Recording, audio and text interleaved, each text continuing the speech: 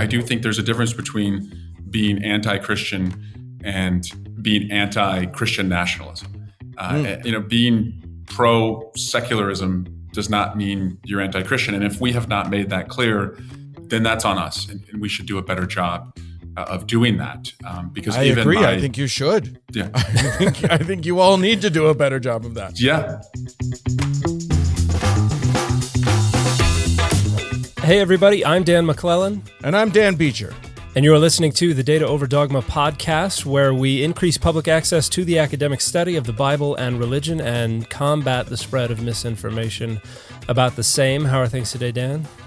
Things are good. It's a crazy time in these here United States of America. And in order to talk about that, we have a very special guest. We are bringing on an actual, we've been talking about politics in America a little bit, and we've actually got a politic in America. We've got Representative Eric Swalwell. Welcome to Data Over Dogma. Thanks for joining us. Yeah, thanks, Dan. Dan, appreciate you having me on. You are the Democrat representative from California's 14th district, the fighting 14th. How are things out in the fighting 14th? We are in the Bay Area, so we have been spared by the wildfires, but most of us have friends, family in Southern California. And so, just a lot of gratitude to the firefighters who are on the front lines. But I'll be honest, it's just awful to hear the stories of friends. We have 10 friends in our family who lost everything. And so the scale of it is just beyond imagination. And right now, my experience is if you know somebody in Los Angeles that did not lose their home in Altadena or the Palisades, they know somebody who did. It's really very few degrees of separation, and the amount of time it's going to take to rebuild one of the most beautiful places on the planet is also disheartening. It's really rough. One of the founders of the podcasting network that we are affiliated with lost his home. So our hearts go out. Sorry about that. Yeah, everybody out there. We brought you on to talk about some other things, though. It is, our show is dedicated to the Bible, the scholarly study of the Bible. You are a practicing Christian. I am. And that may surprise some people on the right. I don't know. The right wing right now in America thinks they own Christianity, and I think that it's very interesting when a Democrat comes on, to talk about that and about the, this week as we record, we've had a whole bunch of craziness happen where with Bishop Buddy. I don't know how she says her name. She gave that talk at that prayer service at the National Cathedral and called for what seemed like a very normal thing, which is mercy to those who are in fear and, to the stranger, she talked about LGBTQ people feeling. Yeah, the weary traveler, which is going back to my Sunday school days in Algona, Iowa, going to our Lutheran community church was one of the first lessons that you're taught. Yeah. So it feels very odd to me when someone look, I don't believe that Donald Trump, that Christianity means much to Donald Trump. So when he called for an apology and said all sorts of nasty things about her, that didn't surprise me. But when Speaker Johnson tweeted that what she said was shameful, I thought that was a little bit nuts. What are your thoughts about that? Yeah, and these guys are pretty fragile for a gang that ran on free speech. Their egos seem quite precious, and I sat in the room on Monday where Donald Trump was sworn in, and I listened to Donald Trump's speech, and I listened to Reverend Graham's invocation, and I didn't agree with every part of it, but I took it like a man, like that. It's their right. It's their right to say it. I didn't, whine or complain about it. And so that to me is also quite shocking that they could be so publicly bothered. One, it tells me what kind of leader they are, and two, it tells me what kind of country they want us to live in, which is a country that's free from dissent. And I thought it was particularly odd to hear this from Speaker Johnson in light of the fact that one of the first things he publicly said following the announcement of his appointment as Speaker was that if you want to hear my worldview, just look in the Bible, and there it is. And yet took significant umbrage with a person who's not a politician, but is the bishop of the National Cathedral, was giving a sermon in their church.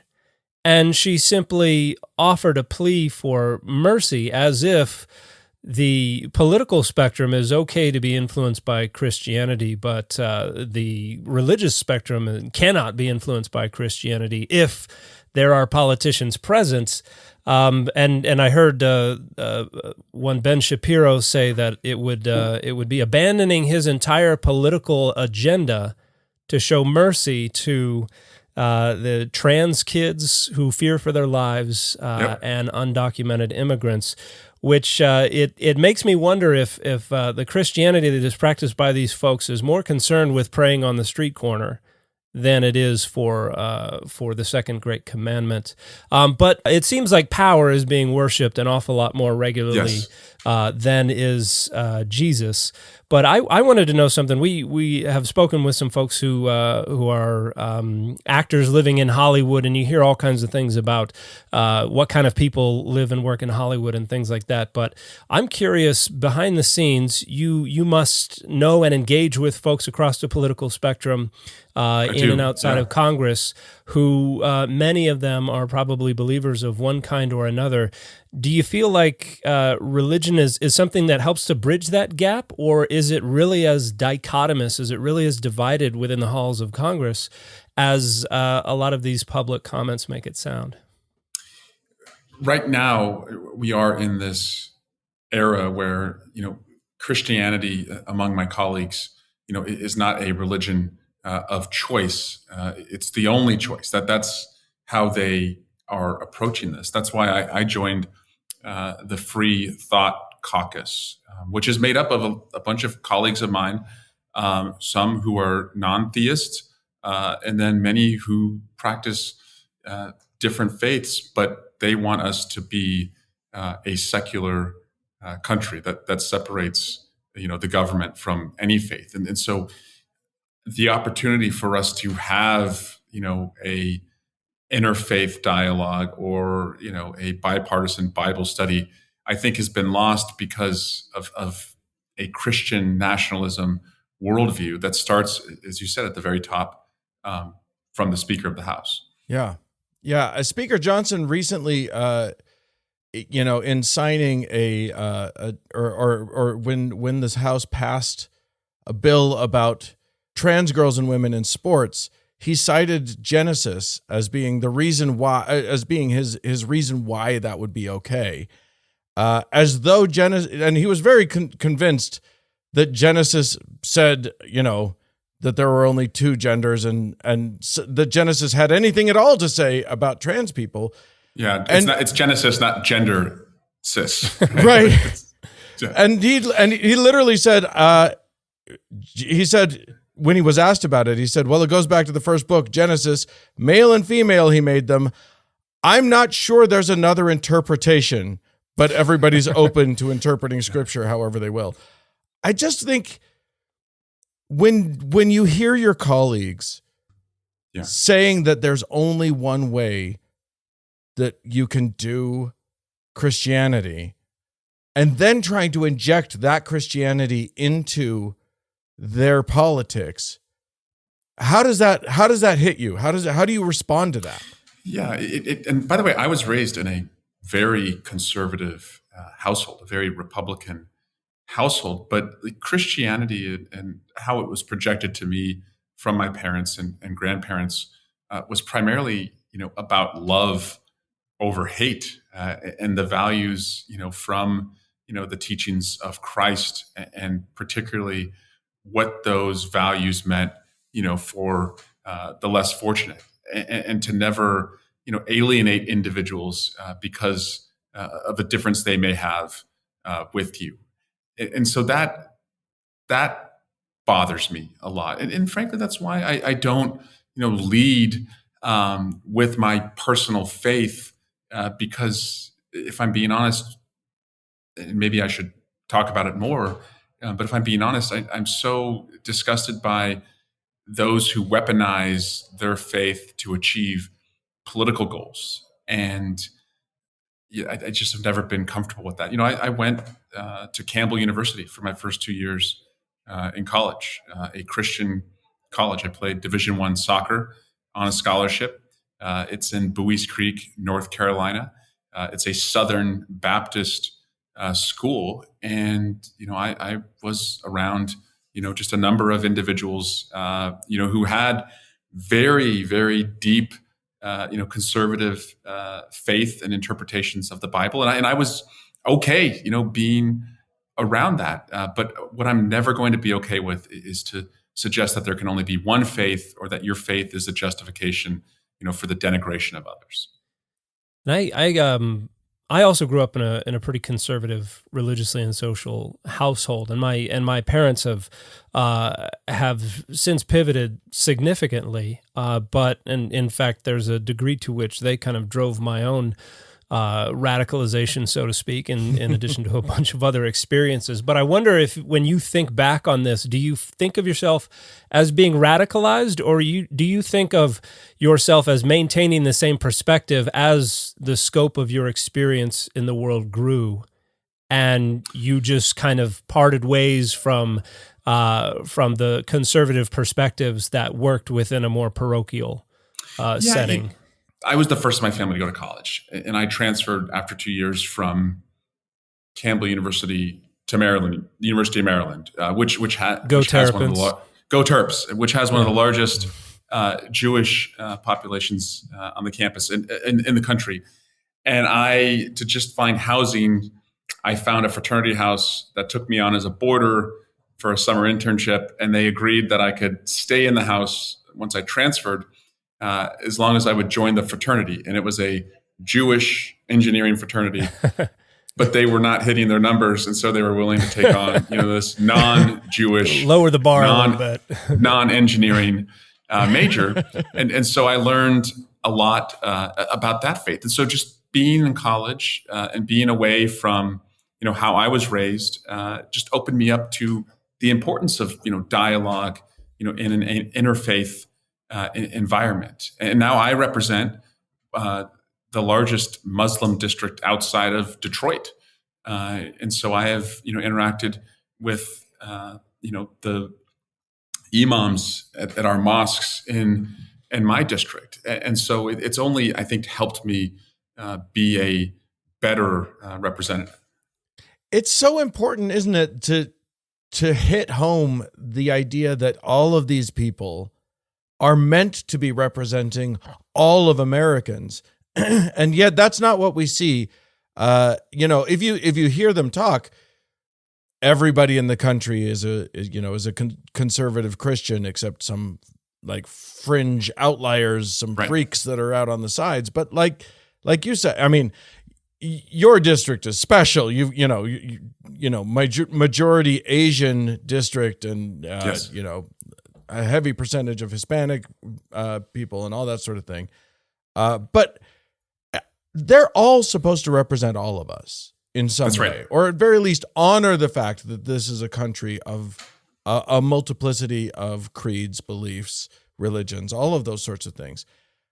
And I can tell you, as someone who isn't Christian, I don't think that the non-Christians are feeling very honored or feeling very represented right now. We've got they look at these policies now and they fear that it's no longer freedom of choice, and that in their kids' schools, there will be a Christian nationalist indoctrination. And I understand why they would, fear that is the case. And you have states right now that are going to require, the Bible to be taught in classrooms, but at the exclusion of any other book of faith. And again, I understand why people are bothered by that. I'm okay with any classroom teaching the historic value of the Bible and what we can draw from that and how it's influenced cultures and civilizations. But there's also other books that have been quite influential for religions that have over 1 billion people who follow them, and so those are important too. And I think there's particularly in places like Oklahoma, where there's now a requirement that there be a Bible physically present in every classroom, which obviously serves an iconic purpose, but no educational purpose whatsoever. And the rhetoric I hear from the folks who defend those kinds of policies always leans heavily into a revisionist history that sees the Bible and the Ten Commandments as foundational to our Constitution and to our country, which is really just taking Cecil B. DeMille's Ten Commandments and the rhetoric of the early 1950s and retrojecting it over our own foundation. And it baffles me how historically illiterate an awful lot of people who walk the halls of the temples in Washington, D.C. are. And I'm curious what the, like there's, I grew up just outside of D.C. In Gaithersburg. In fact, I had uncles that went to, played football for Maryland.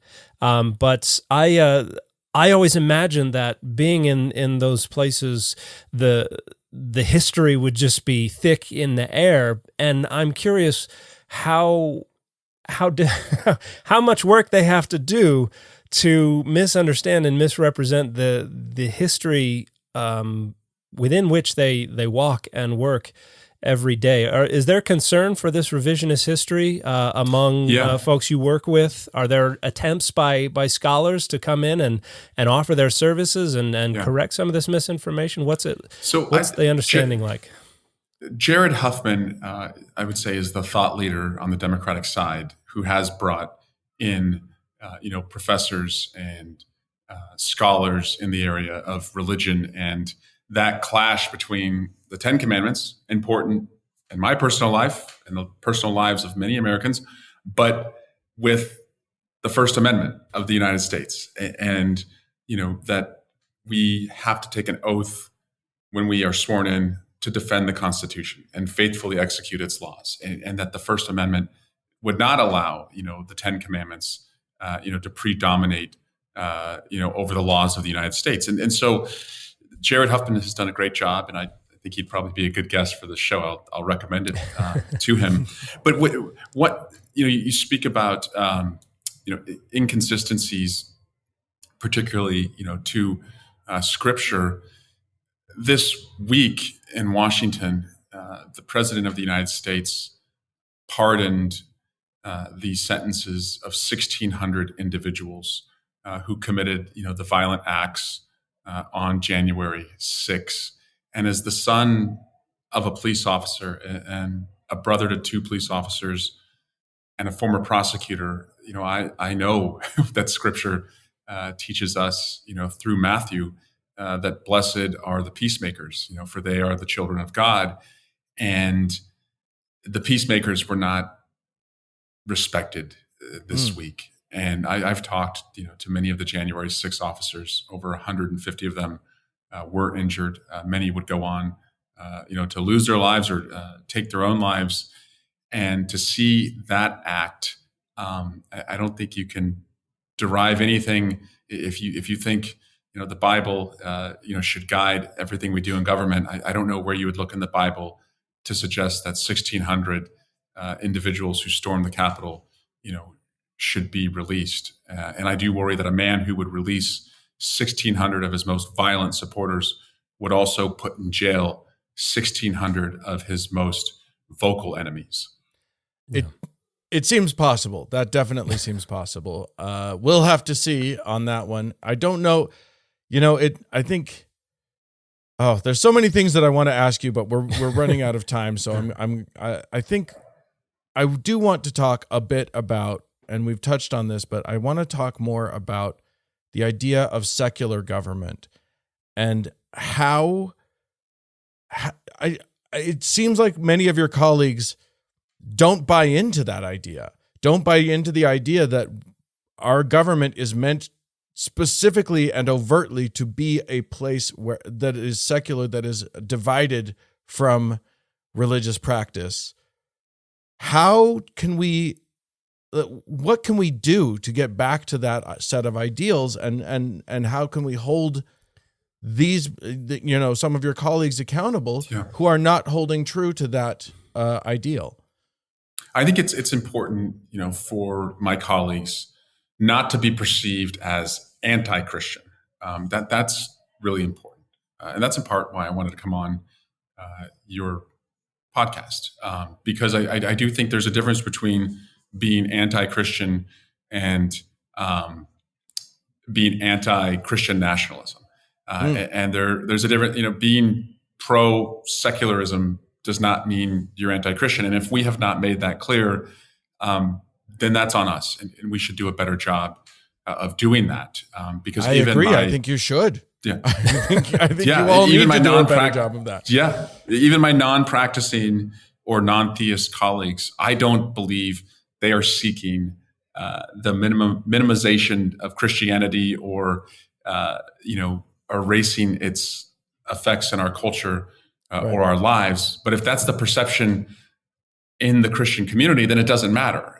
And so you can understand why some in the Christian community, even though they may not buy into Christian nationalism and they may not buy into a government, that is led, with by the Bible rather than the Constitution, they may see it as black and white. Well, the Democrats, they're just absent of any faith, or they don't believe that I have a right to my faith. And I may not agree with everything that Donald Trump's saying, but at least he's defending faith. So I think we have to recognize that is sometimes the mindset out there, and make sure we reject any notion of that. Yeah. I think the one of my specializations that I wrote my doctoral dissertation on was the cognitive science of religion. So I study why people believe what they believe and how it informs a lot of their identity politics. And I see an awful lot of, in the rhetoric that I see coming from Christian nationalism, is this us versus them mentality. And a lot of the identity markers of Christianity are kind of bubbling to the surface as means of what I call costly signaling. It's a way to display your fidelity to the group, to other members of the in-group. And it seems like they're in the driver's seat an awful lot more than what's actually supposed to be the priority of a Republican government. And we can go back and look at the founders, and the way they talked about this was much clearer. I mean, you have... even Madison, probably the most faithful believer among the early founders of the U.S., was adamant that religion stay out of it, that this be a secular government. And I am concerned that an awful lot of people see religion not so much as a way of life, but as an implement, a tool for advancing their own access to power and structuring power in ways that serve their own needs and interests. And there was a very wise man thousands of years ago who said that the people who are best set up to exercise power are the people who do not want it. And it has always been my worry that that Washington is inhabited by an awful lot of people who thirst for and worship power. Have you? What has been your sense participating in government about the relationship of that thirst for power to a lot of the decisions that are being made there? Yeah. Well, I can speak for myself personally. My relationship, with faith is my connection to God, personal connection to God. And I fear that many of my Republican colleagues, their relationship to faith is defined, by a connection to power and a means of achieving political goals. And I'm fascinated by this idea because it's often the alibi that they use to defend the acts of Donald Trump, that he is a King David-like figure, an imperfect vessel. And so, for, their policies in various areas to be executed, they need this imperfect vessel, and therefore the end justifies the means to get there, and that's very, very dangerous, because I frankly call BS on Donald Trump having any interest, in a deeper understanding of the Christian faith. I think he recognizes that they see him as this imperfect vessel, and he has masterfully, weaponized that. And on our side, we have not done a good enough job of aligning with the faith community. And so again, that's a little bit of shame on us. But that is very dangerous when colleagues of mine of faith are so willing to make excuses for him because they see him as the means to get to their political end. Well, I think we'll have to close it on that note. Yeah. Thank you so much, Representative Swalwell, for joining us. We appreciate it. Maybe, hopefully things can, we have hope, but not a lot of hope for the upcoming 4 years. Yeah. Get That's out all right. there. I'm a father of a 7-year-old, a 6-year-old, and a 3-year-old. And I see it as a parent as being, contractually optimistic. Like, you have to be optimistic on their behalf, whether you want to or not. All right. Well, get out there and make our optimism worthwhile, will you? Yeah, I will. All right, Dan. All right. Dan, thanks, guys. Thank you so much. Thank you so much for your time, Representative. Well, Dan, hopefully people didn't think that was the end of the podcast. We do have more. It was very nice of Representative Swalwell to join us. One day we are going to end on the 30-minute mark. We're just going to be like, well, see everybody. And hey, it's our show. We can do whatever we want. But we try to maximize the value for you, our listeners and viewers. Yeah. So today is not that day, as the great poet once said. Indeed. So we thought that let's keep with a theme, man. Let's keep it. Let's keep things political. On this week we're going to do a chapter and verse. And this week's chapter and verse is, we got a few different chapters and verses, to be honest, but I wanted to talk about sort of what the Bible has to say about local government. It became an issue, especially in the New Testament, that Jesus was asked about a number of times, including... Or at least asked at least once, but the story is repeated a number of times. Well, there's that. Absolutely. And that story, the story that you're referencing, as you put it, when I asked you for what scripture, you said, well, the first time it appears is in Mark. Yes. So we're looking at Mark chapter 12, and then down just a little bit in verse 13. This is the story of Jesus being asked about whether or not they should pay taxes to a leader, to Caesar, a leader that they thought they couldn't agree with. Yeah. Yeah, and it was, really the idea here is to try to trap Jesus. In the NRSV UE, it says they sent him some Pharisees and some Herodians to trap him in what he said. Those sneaky Herodians. Yeah. They're always setting traps. Yeah, they're and not the fun mousetrap game that we used to love when we were kids, that nobody ever actually played. You just set it up and then there was a game attached to that in some way, wasn't there? Yeah. I don't remember reading a single rule. Yeah. But so Pharisees and Herodians would be the Pharisees were a little less willing to go along with Rome. They were a little more radical in that regard. The Sadducees, because they were tied up with the administration of the temple, and because that was tied up with Rome, they were a little more in bed with Greco-Roman society. The Pharisees tended not to be, but here they're being teamed up with Herodians, which would be Jewish folks who like Herod the Great. He's their great representative. He's going to make Judea great again, basically. And these are and because these are the Jewish folks who are like, he's our guy. They're calling them Herodians. Okay. So they send... I didn't know that's who that was. While you're into explaining, who are the Pharisees? So the Pharisees are one of the main schools of thought within Judaism, one of the main streams of tradition. They are the ones who end up becoming what becomes Rabbinic Judaism. They are the rabbis that end up establishing Rabbinic Judaism once the temple is destroyed around 70 CE.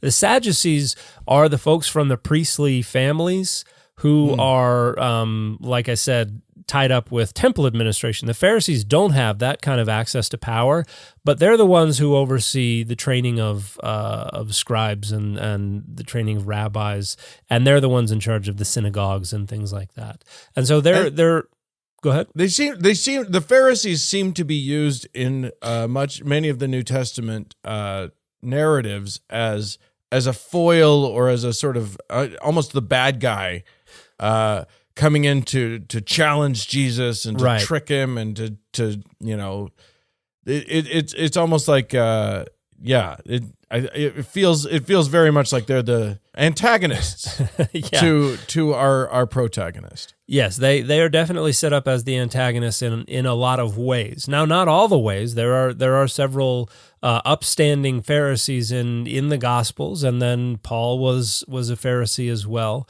But they are represented as in a negative light in the Gospels. Now, once you get to John, they're all kind of homogenized. John just refers to the Jews in a very negative way. Okay. And so we do have to be careful about this. Sometimes people use Pharisaical as a pejorative, as an insult, and that's quite anti-Semitic. Because like I said, the Pharisees are the group that would become Rabbinic Judaism, right? Which is the main thrust, the main stream of tradition of Judaism down to today. So we don't truck with using Pharisee pejoratively on the Data Over Dogma podcast. But in this story, the Pharisees with the Herodians, and you can imagine these are the guys who don't like being sent out together, elbowing each other the whole time and not wanting to let the other speak.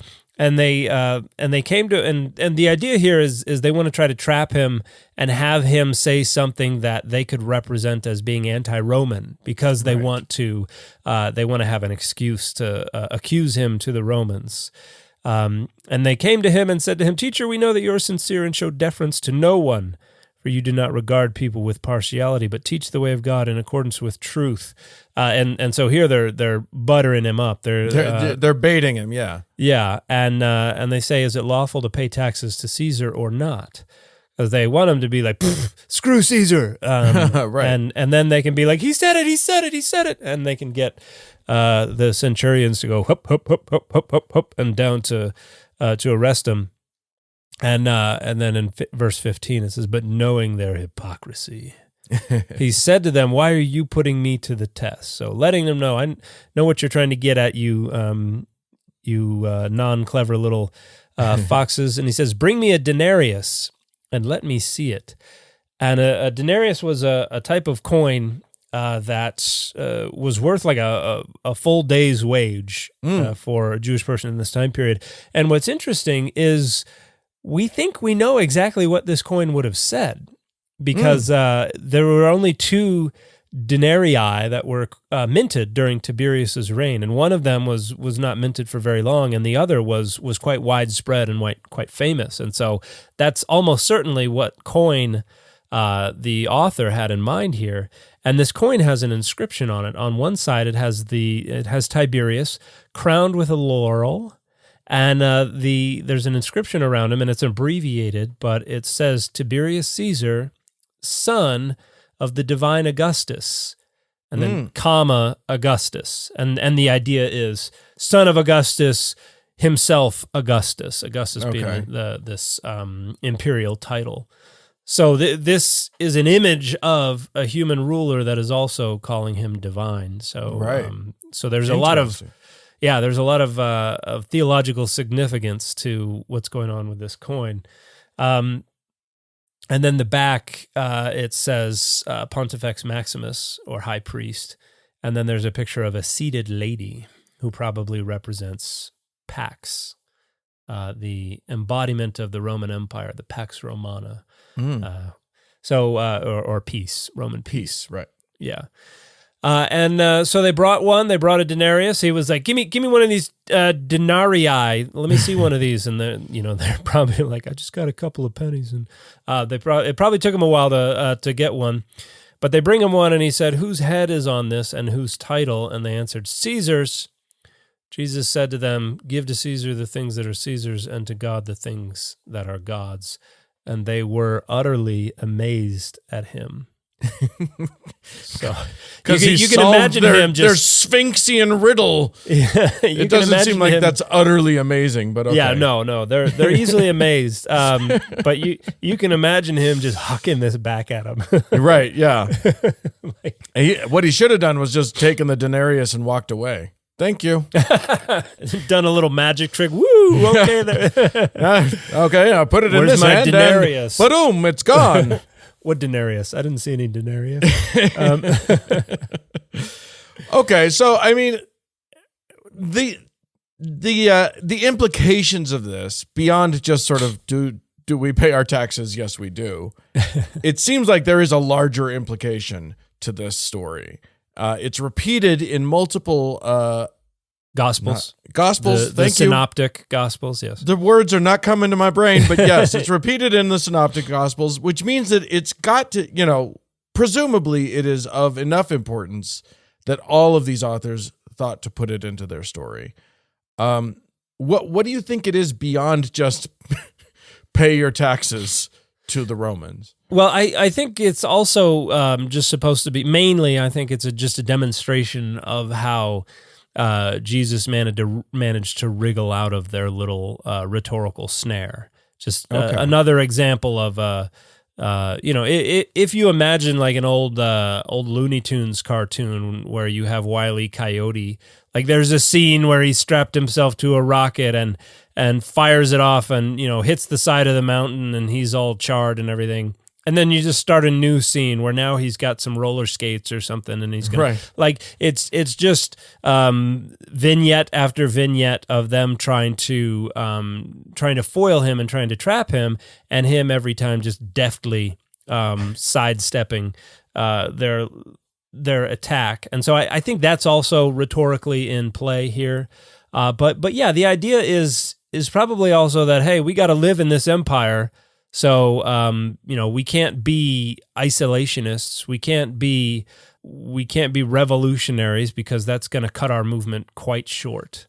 We can't win against these guys by just, giving them the finger every time. And so I think the idea is just, hey, we can live in this world. We can, they have the power of life or death over us. So we can do what they require, as long as it's not compromising our principles. I think I wonder if, and I was baiting you for this, but you didn't take the bait. I wonder if, in light of our conversation with Representative Swalwell, like there is, to my mind, when I read that, I feel like there is an undertone of a separation between your spiritual life and just sort of daily life, and being subject to a government is fine. Being so, you know what I mean? Like that's a different thing than what we're all doing here in the temple, sort of thing. Is would you say that that's a valid interpretation? I think that passage. I think that plays into it. That we got to live in this world. So obviously there's a civic dimension to our lives that we can't just entirely neglect. We've still got to participate in this thing. And what's interesting, though, is the contrast of this with the book of Revelation, because you'll recall that part of the book of Revelation is talking about receiving the mark. and the mark, it's in the right hand or it's on the forehead, and you can't buy or sell without the mark. And there's an argument to make that this imagery represents the intersection of a bunch of different ideas. You've got counterfeit, ritual, but one of the things that the mark probably represents is precisely Roman coinage, because it has the image of Nero, Right. who is supposed to be the beast, and it has the name of Nero, and you would exchange it with your right hand, and you can't buy or sell without that Roman coinage. So I think there's a degree to which the book of Revelation is kind of going against this and saying, no, we are going to be separatists. We are going to entirely cut ourselves off, and we're going to be isolationists, and we're going to go out into Ruby Ridge in Idaho, and we're going to be, what do they call them? Sovereign citizens. Citizens, yeah. And this is this is our own country, and we're going to mint our own money and all. Like, there's a degree to which Revelation is kind of leaning into that. But I think the gospel authors here are like, man, you got to make a living. Yeah, you gotta play this game. Well, and there's a lot of people with varying beliefs all around us, and we're all, we all got to get along. We all, it's. I think part of the idea. I mean, I guess just last week we talked about people very much not getting along with the people around them, and instead just genociding them completely. I tend to think that the getting along version is better than the genociding version. Yeah. And we even have, and I think Paul does this as well. And this brings up another passage that an awful lot of people like to talk about when it comes to the legitimacy of government, and that's Romans 13:1. And I would argue that this passage is doing the exact same thing. Because we got Romans 13:1 from the NRSV UE. Let every person be subject to the governing authorities, for there is no authority except from God, and those authorities that exist have been instituted by God. Therefore, whosoever resists authority resists what God has appointed, and those who resist will incur judgment. I cannot tell you the number of times that I've heard people sort of echo that idea when their guy is in power, and suddenly that idea completely disappears from their theology the second the person that they didn't vote for gets into power. It's a sticky wicket, that idea. Yeah. It is a wicket that very much sticks. And we talked a little bit about Mike Johnson with Representative Swalwell, and he's one who had cited Romans 13:1, and somebody was like, well, does that mean that God wanted President Biden in power? And he had to he hemmed and hawed a little bit, and finally had to be like, sure, whatever. Sure, I guess so. Because it does. I mean, really, doesn't it mean that? It means whoever's in power is supposed to be.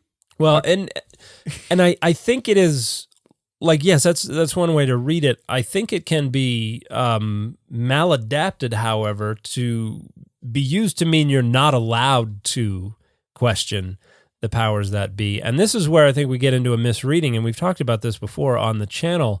But keep in mind, this is Paul, who thinks the world is going to end too soon for anybody to even think about getting pregnant.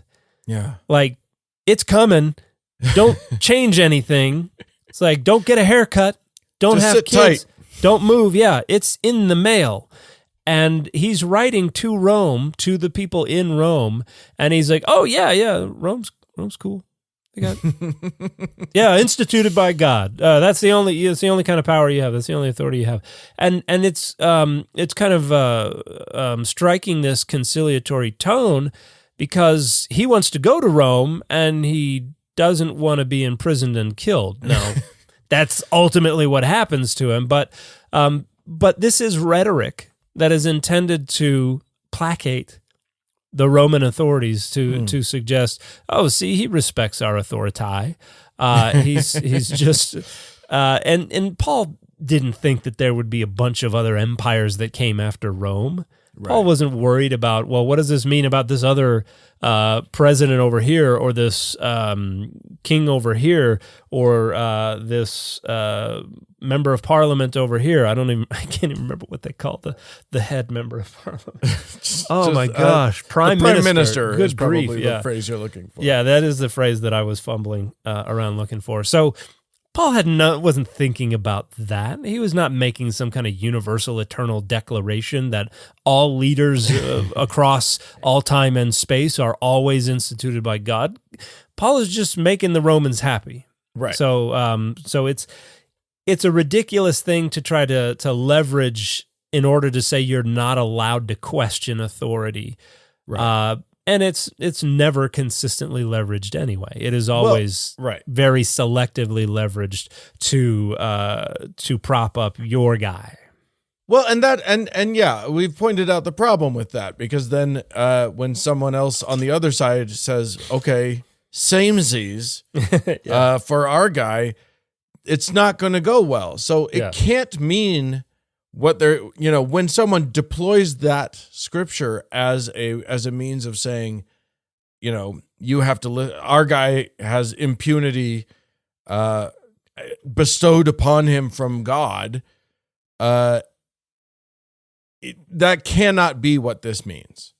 Yeah. It doesn't make any sense to have that, because they would never ever allow that was the case, for the opposition. Yeah, and it's used to gloss over all kinds of problems with leaders who are serial adulterers and rapists and criminals and things like that.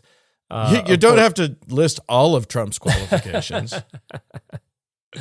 But if it were 30 years ago and the question were related to one of Monica Lewinsky's acquaintances, yes, the argument would be exactly opposite, because the priority is always structuring power. It's never subordinating yourself to the principles that you assert. It's always using whatever principles you can to validate your own power. Yeah, which unfortunately is something that in the Bible they so frequently speak directly against. Well, I mean, as we've learned, the Bible is so easily deployable. You no matter what point you're trying to make, if you're trying to structure power around the Bible, you're probably going to be able to find some passages that will support you. Yeah. And I think that's part of the problem, is that especially these politicians who are in power, should not be allowed. We should be holding them to account for deploying scripture as a means of saying this is why it's okay. As we mentioned earlier, when Mike Johnson passed the bill forbidding trans girls in sports, in women's sports, he cited a Bible verse that is silly to cite. Yeah. But he used it as a means of trying to shut down the conversation, and trying not to be held to account. And I think that is the big problem with allowing and even lately encouraging biblical arguments from our representatives, from our politicians. Yeah, there's the Bible is the most flexible choose your own adventure book that's out there. And unfortunately, far too many people are choosing the path of being the villain, and in that choose your own adventure, and that they should be called out for that, and their hypocrisy should be exposed. And that always happens to one degree or another. It never happens in a way that's authoritative. It very rarely ever happens in a way that's louder than the support, which is part of the problem. We've got far too many people who are willing to mortgage their relationship with their religion and with the Bible for a mess of political pottage.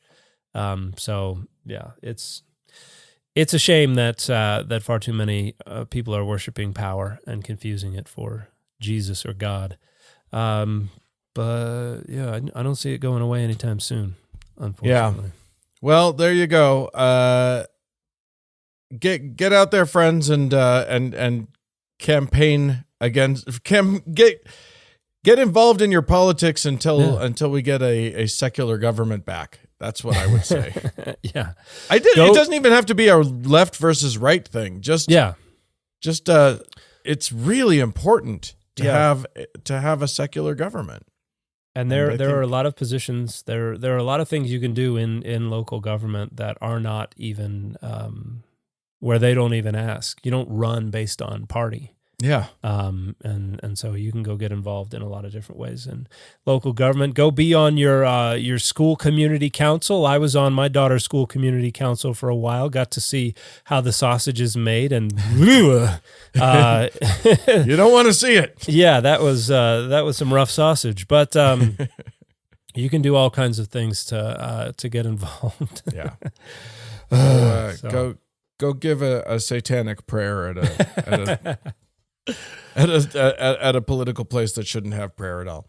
Yeah. All right. Well, that's it for this week's show. Thank you all so much for joining us. If you would like to support us in our in our endeavors here, please feel free to go to patreon.com/Data Over Dogma to become a patron of the show.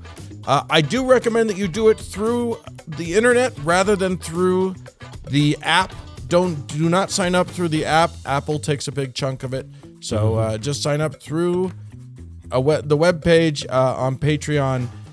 You can gain access to early and ad-free versions of every show, as well as the after party where Dan and I give you extra added bonus content every week. And also we just really appreciate it, and it's what makes the show go. So thanks to all of our patrons. If you'd like to reach out to us, you can do so. It's contact@dataoverdogmapod.com, and we'll talk to you again next week. Bye, everybody.